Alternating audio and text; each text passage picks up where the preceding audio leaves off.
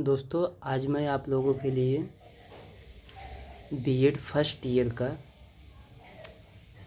Third paper लाया हूँ, मतलब तीसरा पेपर। ठीक है, आप लोग इसको देखिए और आइडिया हो जाएगा कुछ कैसा क्वेश्चन आता है, किस तरह जो है हमें आंसर देना है। ठीक है, तो आप लोग देख रहे होंगे, सभी खंडों के उत्तर निर्देशानुसार दीजिए। ठीक है, इस प्रश्न के सभी भागों के उत्तर दीजिए। प्रत्येक प्रश्न का उत्तर लगभग 25 शब्दों में हो। प्रत्येक भाग 1 अंक का है। ठीक है, जिसमें पहला क्वेश्चन है SITE का पूर्ण रूप क्या है। ठीक है, मतलब इसका फुल फॉर्म पूछा है, इसको आप लोग एक बार देख लीजिएगा। ठीक है,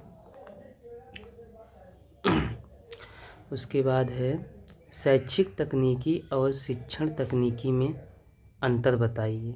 ये सभी क्वेश्चन 1 नंबर के होंगे। खंड अ के BS ब्लूम के संज्ञानात्मक पक्ष को कितने भागों में बांटा गया है। ठीक है, शाखीय अनुदेशन को किसने दिया है। शिक्षण प्रतिमानों के मूल तत्व क्या हैं। श्रृंखला अधिगम किस प्रतिमान का हिस्सा है। यथार्थवत शिक्षण के तत्व लिखिए। सूक्ष्म शिक्षण में पुनः पाठ योजना के लिए कितना समय निर्धारित है। प्रथम प्रोग्रामर किसे कहा जाता है। शैक्षिक टेलीविज़न कार्यक्रमों में किन्हीं 2 भारतीय चैनल के नाम लिखिए। अब देखिए, आप लोगों को आइडिया हो गया होगा कि किस तरह का पेपर आता है, तो उस हिसाब से आप लोग तैयारी करिए और ज़्यादा से ज़्यादा क्वेश्चन को अटेम्प्ट करके अच्छा स्कोर जो है अचीव करें। ठीक है, अब यहाँ से खंड बी मतलब सेक्शन बी खंड ब स्टार्ट होता है। ठीक है, उसका भी क्वेश्चन आप लोग देख लीजिए।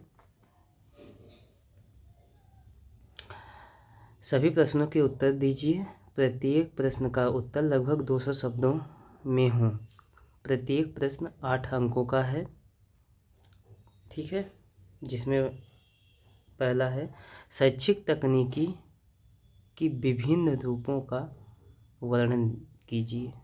ठीक है, शाखीय अनुदेशन क्या होता है, वर्णन कीजिए। अनुवर्ग नीति क्या है, व्याख्या कीजिए। अथवा शिक्षण की विभिन्न अवस्थाओं का वर्णन कीजिए। चौथा है बुनियादी शिक्षण प्रतिमानों की व्याख्या कीजिए या शिक्षण नीतियों की प्रासंगिकता की विवेचना कीजिए। अब ये देखिए, कोविड-19 का भी आया था। प्रश्न 5 है कोविड-19 के समय में अधिगम की प्रासंगिकता की विवेचना कीजिए या व्यवहार तकनीकी और संप्रेषण तकनीकी में अंतर लिखिए। छठवां क्वेश्चन है शैक्षिक टेलीविज़न कार्यक्रमों पर एक संक्षिप्त नोट लिखिए। मतलब इस पर एक व्याख्या भी लिखने का आता है, निबंध से कहिए या व्याख्या कहिए, कुछ भी कहिए, उस तरीके से एक मतलब विस्तार पूर्वक आप लोग को आंसर देना होगा। ये किससे आता है क्वेश्चन, मतलब ज़रूरी नहीं है किसी तरह है, घुमा फिरा के आता है, लेकिन आता है इससे क्वेश्चन। सूक्ष्म शिक्षण की क्या प्रक्रिया है। प्रस्तावना कौशल के घटक लिखिए। ठीक है दोस्तों, वीडियो अच्छा लग रहा हो तो चैनल को सब्सक्राइब करिए और वीडियो को ज़्यादा से ज़्यादा लोगों तक पहुंचाइए। ठीक है, अब आ गया है आपका दीर्घोत्तरी प्रश्न, जिसमें होता है कि अरे ये हमारा अगर अच्छे से हो गया होता तो अच्छे नंबर आ जाते। यही है प्रश्न, जिसमें 4 प्रश्न आते हैं, आपको 2 अटेम्प्ट करने होते हैं और यही क्वेश्चन ऐसे हैं जो आपको अच्छे मार्क्स, अच्छे परसेंटेज के समीप पहुंचाते हैं। ठीक है, तो इसकी जो है विधिवत तैयारी कीजिए, जिससे अच्छे से अच्छे मार्क्स आ जाएं।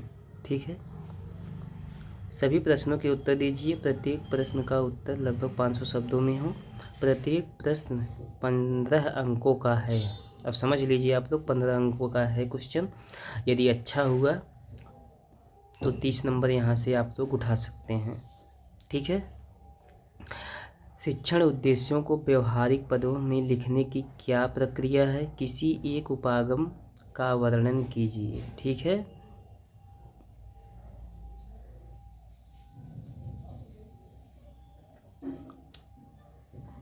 अथवा शिक्षण तकनीकी से आप क्या समझते हैं? शैक्षिक तकनीकी के विभिन्न उपागमों का वर्णन कीजिए। ठीक है। 8वां है, शिक्षण प्रतिमान क्या है? किसी एक शिक्षण प्रतिमान का विस्तार पूर्वक वर्णन कीजिए। या शिक्षा में आईसीटी को एकीकृत करने की चुनौतियों का वर्णन करते हुए समाधान प्रस्तुत कीजिए। ठीक है। इस प्रकार आपका ये पेपर समाप्त होता है।